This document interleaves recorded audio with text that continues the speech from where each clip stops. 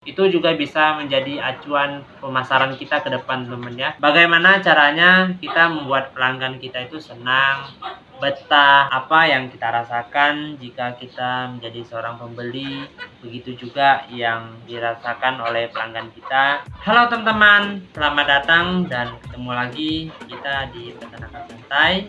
Di video kali ini kita akan bahas tentang pemasaran ayam. Oh ya teman-teman, sebelum masuk ke pembahasannya, di sini saya akan berikan sedikit pandangan dulu teman-teman. Meskipun manajemen peternakan kita bagus, tapi kita tidak menguasai pasaran, kita tidak akan mendapatkan sesuatu yang maksimal di dalam peternakan kita teman-teman. Jika ayam kita banyak, terus sudah masuk ke masa panen, tapi kita tidak tahu mau jual kemana teman-teman. Biasanya kita sudah coba tawarin ayam kita sana kemari, terus tidak ada yang beli.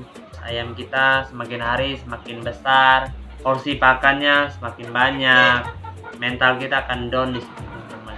Biasa kita akan panik, mau tidak mau kita cari tengkulak teman-teman atau pengepul. Mungkin kalau kita dapat tengkulak yang bertanggung jawab atau mau menjaga pelanggan masih lumayan teman-teman. Tetapi jika kita ketemu pengepul yang nakal, udah pasti harga kita akan dimainin teman. Karena pengeluaran untuk pakan yang semakin hari semakin membengkak, untuk menghindari kerugian yang semakin hari semakin bertambah, kita pikir untung dikit atau bahkan bisa balik modal, dan mau nggak mau kita lepas teman-teman. Tanpa kita pikir udah berapa waktu, tenaga yang kita habisin ngurusin ayam kita dari DOC, remaja, sampai masuk ke pemasaran. Secara logika, kalau begitu kita lebih baik jadi pengepul daripada jadi peternak. Kita nggak perlu pusingin buat ngurusin DOC, kita nggak perlu pusingin pakan, kita tinggal beli, tinggal jual, langsung dapat untung. Tetapi di sini menurut saya nggak begitu juga teman-teman ya. Lebih baik kita menjadi seorang peternak yang bisa menguasai pasaran. Kenapa teman-teman? Karena kita akan lebih diuntungkan sebagai seorang peternak yang bisa menguasai pasaran daripada kita hanya menjadi seorang pengepul teman-teman. Oh ya, di sini kita bertanya lagi teman, kenapa gitu kan? Kenapa lagi gitu kan? Karena di dunia pemasaran, kualitas suatu produk itu lebih diperhitungkan daripada berkelanjutan teman-teman. Memang tidak bisa kita pungkiri juga teman-teman, kualitas produk dan berkelanjutan itu adalah sesuatu yang saling mendukung dan sangat erat teman-teman. Oke, kenapa di sini kita sebagai seorang peternak yang bisa menguasai pasaran bisa lebih diuntungkan? Karena jika kita seorang peternak, kita selalu bisa menjaga kualitas ayam kita. Jika kita sudah masuk ke pemasaran, terus kita udah dapetin pelanggan, bagaimana caranya kita membuat pelanggan kita itu senang, betah, dan bisa menjadi langganan kita.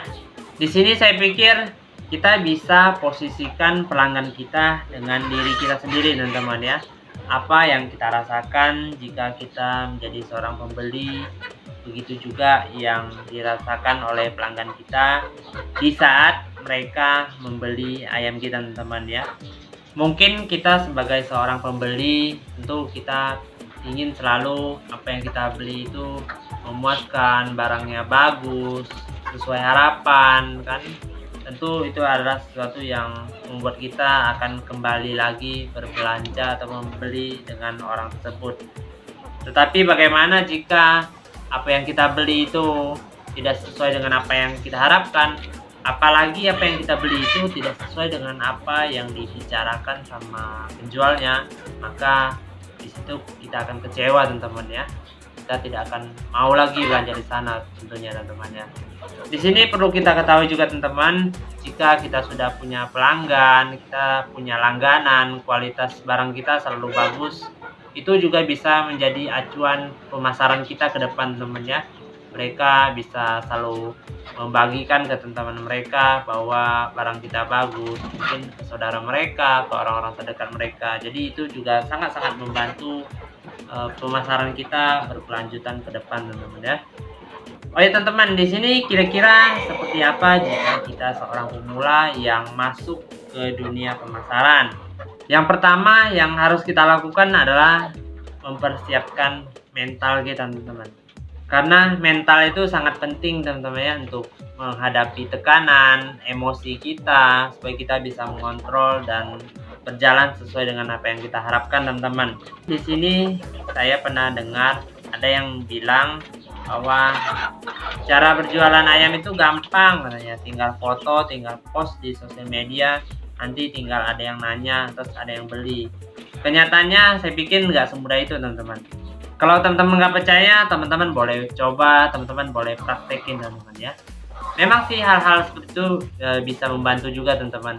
Tapi di sini saya pikir kita sebagai seorang pemula yang masuk ke dunia pemasaran, kita tuh harus bekerja lebih keras lagi.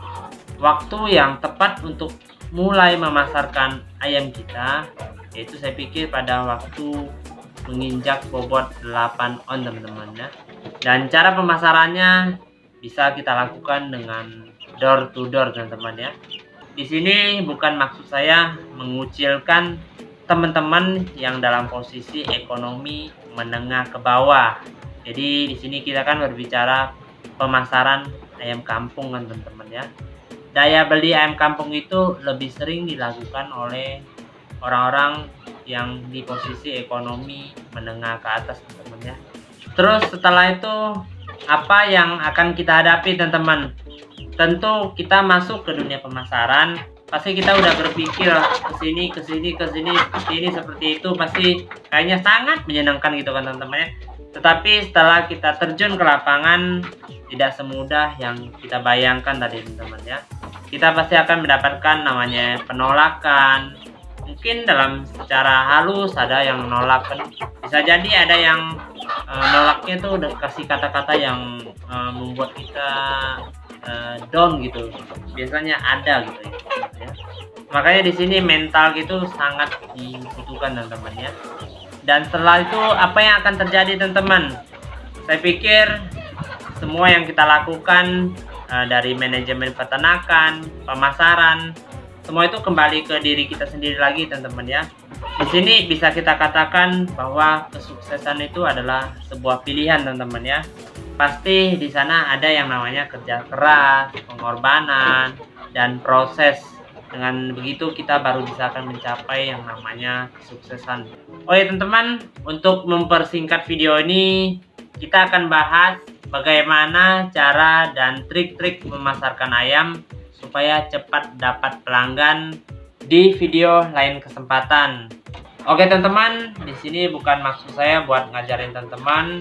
Di sini saya hanya menyampaikan apa yang pernah saya rasakan, apa yang pernah saya dengar, dan apa yang pernah saya lihat di sekitar saya. Jika ada salah kata, mohon dimaafkan. Dan jika teman-teman punya masukan atau kritikan, jangan segan-segan tinggalkan pengalamannya di kolom komentar. Di sini saya yakin saya juga harus banyak belajar dari teman-teman. Semoga di sini kita bisa saling belajar. Semoga apa yang kita dapatkan bisa bermanfaat bagi peternakan kita. Terima kasih dan ketemu lagi kita di video selanjutnya.